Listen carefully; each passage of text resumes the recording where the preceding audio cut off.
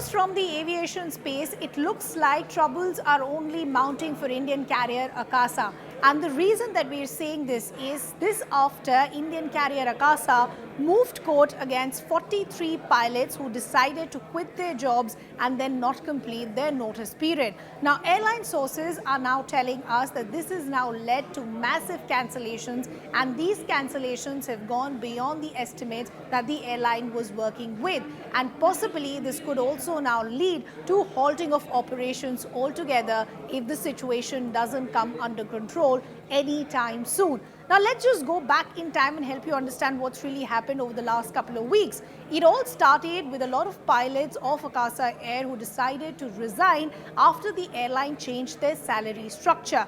Now, this led, as I pointed out, to many jumping ship and joining competitive airlines. The airline, which has now taken legal action against these pilots, says the mandatory 6-month notice period wasn't served by these pilots, which in fact has led to flight cancellation and even losses. Now, as part of this legal saga, there is a petition that has been filed by the airline, and that petition is also now asking for monetary compensation of 21 crores, which includes the cost of training one pilot.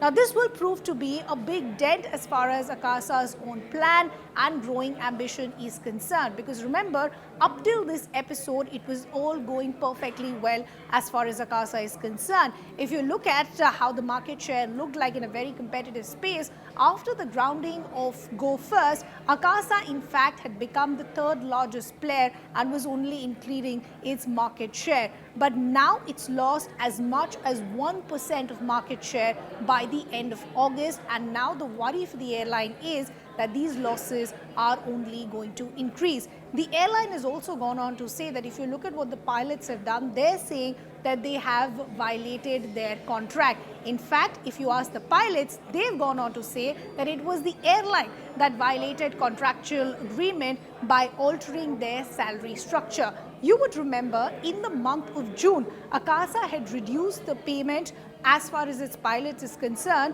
to 7,500 from an earlier of 10,000 for every hour that was flown by any pilot beyond the monthly quota of 40 hours. This on expected lines did not go down well with pilots, which resulted in mass resignations. The larger question now is what is the immediate solution in sight as far as Akasa Airline is concerned?